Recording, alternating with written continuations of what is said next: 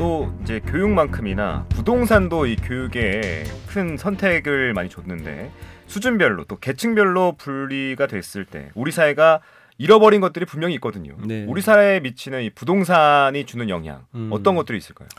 요즘 아이들이 요즘 아이들뿐만 아니라 좀 됐지만 이제 어디에 사는지 아파트 급에 따라서 또 평수에 따라서 계급을 자기들끼리 그래, 분류를 너 하고. 어디 산다며? 예. 너 아빠 차 뭐야? 이런 것도 물어본다고. 맞아요. 그리고 애들이 왜 부동산 앱 같은 거 보면 바로 시세 나오잖아요. 그러니까 얘 어디 사는 거 딱 보면 얘 얼마짜리 집에 산다라는 걸 금방 아는 거예요. 이런 건 좀 소름인 것 같아요. 그죠. 그 어린 아이들이. 예. 그러면서 계급을 자기들 나눈다라는 거거든요. 로버트 퍼트넘이라고 네. 하버드 대학교의 이제 정치학과 교수인데요. 예전에 사회자본에 관련된 책도 썼어요. 그 나홀로 볼링이라고 사람들끼리 이제 서로 이렇게 모여서 볼링 치는 대신에 혼자 볼링 치는 사람들이 늘어나는 미국 사회를 좀 풍자한 거거든요.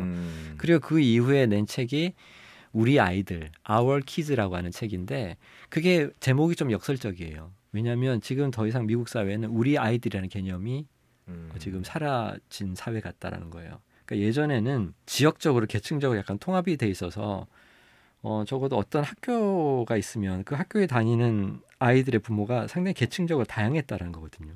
그러니까 좀 잘 사는 전문직이든 그렇지 않고 그냥 노동 계급이든 그냥 우리 마을에 사는 사람들이고 그러면 같은 학교 다니니까 다 우리 아이들 이런 개념들이 좀 있었는데 근데 이제 미국도 보면 점점 이게 계층이 지역별로 나눠지게 돼가지고 이제 잘 사는 사람들이 사는 지역이 따로 있고요. 거기에는 못 사는 사람들이 비싸가지고 들어갈 수가 없는 거죠. 그리고 다 그렇게 올려놓고 그러니까 이게 지역 간의 어떤 분리가 일어난 거예요. 네. 그게 그런 현상이 사실 우리나라에도 곳곳에 일어나고 있지 않습니까? 그렇죠. 근데 부산만 하더라도 좀 보이는 게 있죠, 사실은. 있죠. 그렇죠? 예. 그래서 이제 그렇게 됐을 때는 진짜 계층을 뛰어넘어서 우리가 우리 아이들이라고 하는 그 사회통합적인 그런 개념들이 학교에서부터 좀 찾아보기가 어려워지고 학교 자체가 매우 동질화된다라는 거예요. 특히 이제 그렇게 되면 특히 자사고나 특목고 중심으로는 다 대부분 보면 가정 환경이 좀 좋은 아이들 중심으로 그 학생이 구성되어 있고 그 아이들이 또 그대로 명문대를 많이 또 가니까 최상위권 대학 가면은 아이들 너무 비슷하다라는 거예요. 그래서 이제 제가 다른 종합대학에 계시는 교수님들하고 오랫동안 계속 얘기를 해봐도 네. 그분들이 학교에 오래 계시면서 느꼈던 거는 예를 들자면 무슨 토론식 수업 같은 거 갖다가 한 20년 넘게 해오셨는데 약간 20년 전이랑 지금은 너무 다르다. 어떤 점이 다른다고? 그러니까 예전에 느끼세요? 한 20년 전 그때는 보면 네. 그 수업을 하면 정말 계층적 지역적으로 다양한 아이들이 그 학교에 들어오니까 네. 좋은 대학이거든요. 그래서 들어와 가지고 애들이 너무너무 서로 다른 이 배경과 경험 속에서 아주 다양한 이야기들 꺼낸다라는 거예요. 그러면 그 다른 아이들은 저렇게 살아온 애도 있구나. 저렇게 생각할 수도 있구나. 라는 거를 서로 아는 게 좀 있는데 그러면서 약간 토론이 되는데 네. 지금 뭐에 대해서 이야기해보자 그러면 경험이 너무 다 똑같은 거예요. 거의 동질적인 환경에서. 특히 특정 고등학교 출신들이 너무 많이 몰려 있어가지고 얘들끼리 그냥 너무 잘 알던 동문이야. 고등학교에서 대학교를 같이 올라가는. 예. 이런 현상이 지금 벌어지고 있습니다. 예, 그런 현상이 많이 있다라는 거죠. 그래서 그런 경우에는 사실은 계층적인 지역적인 다양성들이 많이 사라졌기 때문에 제대로 된 토론이 안 일어난다는 거예요. 그렇겠네요. 예, 그래서 이제 그런 걸 봤을 때 좀 안타까움을 느낀다라는 거고 그리고 우리 사회의 좀 리더가 되려고 하면은 네. 사실 사회 곳곳에 사람들이 어떻게 살아가는지를 잘 알아야 되잖아요. 그렇죠. 진짜 서울 토박이들은 서울 밖에 지방에서 어떻게 살고 있는지 어떤 일이 벌어지고 있는지 잘 모를 수도 있어요. 몰라요. 예, 정말 몰라요. 예. 이제 국제 아나운서님도 지금 네. 서울 사시다가 좀 부산 내려오셔가지고 그렇죠. 네 이제 좀 여기 지역적으로 이렇구나라는 것도 좀 느끼시고 엄청 많이 느껴요. 그죠? 이게 서울 살 때의 이 지역에 대한 이슈들이나 어떤 쟁점들은 사실 몰랐어요. 근데 부산에 와서 살다 보니까 이 지역 균형 발전이 왜 중요하고 부산과 서울의 격차가 얼마나 나 있는지를 몸소 느끼다 보니까 이런 것들이 진짜 확실히 어디에 살고 있고 어느 환경에 있냐가 되게 중요한 것 같아요. 맞습니다. 저는 이제 또 지금은 광주에서 살고 있으니까 네. 그 좀 느끼는 게 있거든요. 그래서 저는 이렇게 이 부동산도 교육에 따라 선택이 되고 수준별로 계층별로 분리됐을 때 우리 사회가 분명히 사회 통합의 모멘텀을 많이 잃어버리고 균형 발전에 왜 필요한가에 대한 사회적 공감대 형성도 좀 힘들어진다는 부분이죠. 맞아요, 특히 맞아요. 이제 우리 사회에 끌어갈 어떤 오피니언 리더들이 다 특정한 지역이나 특정한 계층에서만 나온다라고 하면은 점점 더 사회적인 불균형은 더 강화될 수 있다라는 그런 생각이 들고요. 네. 그리고 그 아까 이제 아나운서님께서 학교 다닐 때 뭐 이렇게 학생들 성적에 따라서 수준별로 이렇게 우열반 나누고 네. 뭐 석차들을 안고 뭐 그랬다고 했잖아요. 그렇게 학생들을 이제 그 능력별로 혹은 성적별로 이렇게 나누는 거를 이제 교육학에서는 이런 스트리밍이라고 해요. 이렇게 분리하는 거. 그거를 그렇지 않고 이제 섞어 놓는 거 이제 믹싱이라고 하거든요. 근데 그 분리를 했을 때는 그게 교육학적으로도 안 좋지만 학업 성취도 면에서도 좋지 않아요. 그래요? 네. 좋던데요라고 할 수도 있죠. 이제 뭐 최상위권 학생들 같은 경우에 뭐 그렇게 하니까 수업 분위기도 좋고 뭐 방해하는 애도 없고 자는 애도 없고 그렇다고 생각할 수도 있거든요. 근데 우리가 중위권 이하 아이들 같은 경우에는 받는 피해가 상당히 커요.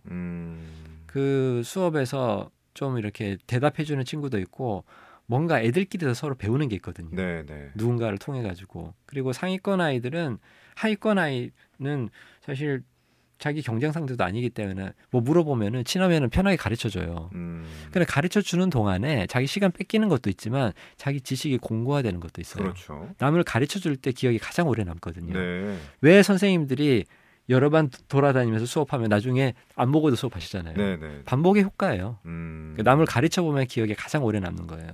이제 그런 효과들도 있고 그리고 이제 서로 모였을 때 일어날 수 있는 그 시너지라는 것들이 혹은 사회통합적인 효과들이 혹은 타인을 배려하는 배려심들 이런 것들이 더 증가한다라는 거. 그러니까 친사회적인 선호가 그렇게 학생들이 좀 통합적으로 구성되어 있을 때 증가한다라는 게 여러 가지 실험을 통해서도 입증이 되어 있는데 지금 이렇게 수준별로 갈라놓게 되면 그런 긍정적 효과들이 다 없어질 수 있다라는 거고요. 이제 또 전 최상위권 아이들만 모아놨을 때는 아이들끼리 좋은 것 같지만 실제로는 스트레스를 굉장히 많이 받아요. 그렇구나. 그래서 최상위권 아이들이 모인 학교일수록 사실 자살률이 높아요.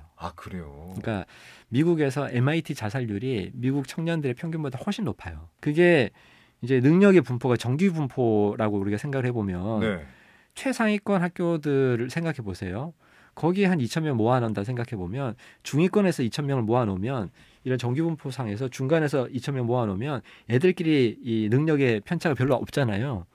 근데 오른쪽 꼬리인 최상위권에서 2,000명을 모아놓으면 여기에는 넘사벽의 천재가 있는 거예요. 그러니까 나도 똑똑한 줄 알았는데 준재가 천재를 보면은 굉장한 자괴감과 어떻게 보면은 자기 비하감을 느낄 수 있어요. 열등감을. 예. 그래서 자살이 되게 많아요. 자살률이. 그렇구나. 그래서 좀 섞여 있는 게 오히려 더 건강해요. 네. 또 이제 교수님과 인터뷰를 준비하다가 좀 여쭤보고 싶은 대목이 있었는데 한국은행 이창용 총재가 이 교육 문제에 대해서 쓴소리를 연달아 내놓더라고요. 지나친 교육 경쟁으로 인해서 우리 사회가 나쁜 균형 상태에서 벗어나지 못하고 있고 이걸 깨기 위해서는 과감한 접근이 필요하다. 이렇게 얘기를 하는데 지역별 비례 선발제까지도 제안을 하는 모습을 보고 교수님께서는 어떻게 생각하실까 궁금했습니다. 네, 저는 일단은 굉장히 박수를 보내고 싶었고요. 뭐 이창용 그 한은 총재님께서 사실 이제 제가 서울대에서 조교할 때 교수로 부임하셔가지고 같이 친하게 지냈고. 그래요? 네. 근데 저 수업도 들었었고. 네. 근데 그렇지만 뭐 그런 친분 관계를 떠나서 사실 이제 일각에서는 아니 한국은행이 무슨 뭐 입시제도까지 관여하는 거야라는 식으로 되게 좀 뭐라 그럴까요? 부정적인 시각도 있었는데 심지어 서울대 교수들도 거기에 되게 지지하고 박수를 보내준 사람들도 많이 봤어요. 네. 근데 이제 오죽하면은 이제 이런 그 궁여지책까지 나왔겠느냐라는 거죠. 그러니까 이게 그 할당이라는 게 사실 경제적으로 보면 경제학적으로 봤을 때는 약간 왜곡을 줄이면서 개입하는 방법이긴 해요. 예를 들자면 뭐 이런 저소득층이나 아니면 좀 낙후 지역의 학생들을 좀 선발하기 위해서 걔들한테만 유리한 문제를 낸다. 농촌 아이들만 알 수 있는 문제를 막 낸다. 뭐 이런 거는 보면 약간 이제 교육 내용 자체를 왜곡하는 거잖아요. 네. 그리고 전형 요소를 막 이렇게 조작하는 것도 그렇고 차라리 그냥 할당을 해가지고 할당된 만큼은 그 아이들에게 약간 문턱을 낮춰가지고 왜 문턱을 낮추느냐? 걔들 같은 경우에는 대치동 같은 사교 인프라도 없었고, 그러니까요. 그러니까 이렇게 출발점이 다 똑같지 않았고, 그리고 정말로 사교육을 통해 가지고 포장된 어떤 발광체, 그러니까 반사체인지 스스로 빛을 낼 수 있는 발광체인지는 모르는 거거든요. 그렇죠. 그러니까 좀 이렇게 묻혀진 원석을 발굴한다는 생각으로 지역균형 선발 같은 걸 좀 늘려서 지역에 아예 서울의 이제 상위권 대학들은 이제 TO를 아예 할당을 주자라는 그런 아이디어인데요. 네. 저는 그런 뭐 이렇게 전형 요소라든지 이런 걸 조작하는 것보다는 왜곡이 좀 적다라는 점에서는 지지를 하고요. 다만 여기서 이게 왜 우리가 악마는 디테일에 있다고 하잖아요. 조금 주의해야 될 부분은 이제 이렇게 되면 기존에도 이제 지역균형 선발이 있거든요. 명문대에서도 이제 고등학교를 약간 위장 그 전학을 보내는 경우도 있어요. 그러니까 이제 엄마가 강원도에 있는 어떤 요즘 보면 서울하고 강원도 사이에 한 1시간 남짓이면 왔다 갔다 하잖아요. 그렇죠. 네. 그러니까 주중에는 강원도에 있는 학교를 다니고 뭐 원주든 어디든 그리고 주말에는 아이랑 같이 서울 와가지고 대치동 학원을 가는 거예요. 그러니까 상대적으로 이제 내신 성적을 더 높게 딸 수 있는 곳으로 갔다가 네네 맞습니다. 이제 주말에는 서울에 와서 대치동 교육을 받고 또 내려가는. 맞습니다. 거기다 이제 균형 선발까지 들어오게 되면 학교장 추천도 거기서 전교 1등하면 또 받을 수 있을 거고. 그러니까 모든 이 목표가 대학에 맞춰져 있다 보니까 맞습니다. 이런 뭐 아까 이제 말씀하셨던 악마의 디테일함까지 이런 걸 고민해야 되는 상황이 된 거잖아요. 그러니까요. 그래서 이제 이런 거를 또 그거 하려고 하면 발라내려고 하면 중학교까지 어디서 다녔는가 봐야 된다. 그러니까 가령 예를 들자면 그 지역의 거주 기간에 따라서 가점을 줘야 된다든지 뭐 이런 디테일이 좀 필요할 수가 있거든요.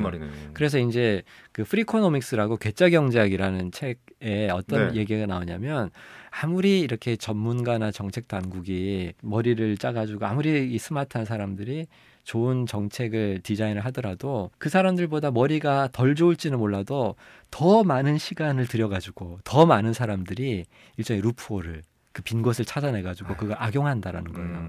그게 이제 우리나라 입시제도에서 일어나는 일이니까 이제 이런 부분들을 좀 세밀하게 잘 검토하고 제도를 만들어 설계하면은 저는 뭐 하나의 그 이거 자체가 전체를 해결하는 대안은 될 수는 없겠지만 상징적인 의미는 있을 거라는 생각이 듭니다. 맞습니다.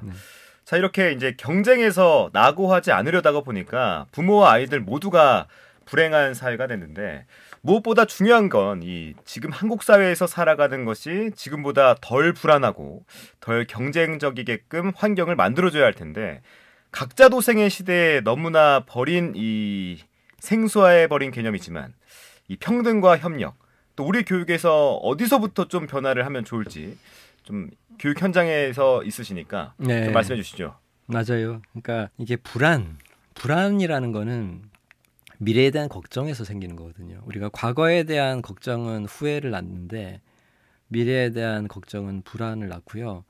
우리나라 그 약간 정신질환 유병률 1위가 그 우울증이 아니라 불안장애예요. 불안장애에서 오는군요. 예, 불안장애에서 옵니다. 그래서 만약에 이런 불안들이 지금 우리 교육 영역에서 찾는다라고 하면 다 그게 우리 아이가 경쟁에서 밀리지 않을까. 지금 당장 아이를 낳아가지고 고민이 되실 거예요. 일단 이제 애가 좀 크면은 일단 아이 뭐 사실 유아 영어 학원이죠. 영어 유치원이라고 영유라고 하더라고요. 영유를 보낼 건가. 바로 이 선택부터가 내 아이에게 고액 사교육의 트랙을 태울 거냐 말 거냐 그 결정이 시작되는 거거든요. 네. 근데 저는 제발 이런 고민을 안 하게 만들어야 된다. 그래서 우리 사회가. 그래서 이 교육의 출발점은 그러니까 격차를 줄이기 위해서 가장 필요한 것은 사실 조기 개입이에요. 그게 어떤 의미예요? 조기 개입이라는 거는 뒷단에 개입할수록 효과는 더 떨어지고 비용은 더 많이 든다는 거거든요. 그러니까 이게 생애 초기 단계에 개입하는 것이 가장 효과적이라는 거예요. 그래서 우리가 인적 자본 투자의 수익률을 보면 그 노벨 경제학상을 받은 제임스 해크먼이라고 하는 원로 교수가 계신데요. 그분의 이런 어떤 연구의 후반기의 역작이 해크먼 커브라고 해가지고 교육 투자 수익률이 이제 시기에 따라서 이렇게 점점 감소하는 모습을 보인다. 그러니까 이 이야기는 아동기, 유아기 있죠. 유아기 때 교육 투자를 똑같은 액수를 하게 되면 성인기에 투자를 한 것보다 훨씬 더 효과적이라는 거예요. 그래서 유아기 때 제일 높고 그다음에 학령기, 그다음에 이제 성인기. 그러다 보니까 이제 영어 유치원에 보내려고 하는 거 아니겠습니까? 맞습니다. 그러니까 요 시기를 잡아야 된다. 이 시기에 격차를 확 벌려가지고 앞서가게 만들어야 된다. 딱 이 생각을 하는 거거든요. 네네. 그러니까 저는 그거 때문에 사람들도 불안해하는 거기 때문에 그 정부의 어떤 정책적인 개입, 이 격차를 예방하고 어떤 수저계급 사회를 우리가 좀 해소할 수 있는 방안은 조기 개입밖에 없다라는 생각이 들고요. 그럼 뭘 해야 되느냐라고 했을 때, 그 우리가 뭐 그 누리 교육 같은 것도 좀 도입되고 요즘 이제 정부가 추진하고 있는 거기도 한데 그 유보 통합이라고 해가지고 유아 교육하고 보육을 통합해서 좀 상향 평준화를 시켜보려고 하는 노력들이 있거든요. 그래서 저는 이거는 모든 그 다들 이제 부모들이 국공립 유치원 보내고 싶어해요. 네. 그 대기도 엄청 많고 그게 시설도 좋고 그다음에 교사의 질도 높다고 부모들이 인식하기 때문에 그렇거든요. 네네.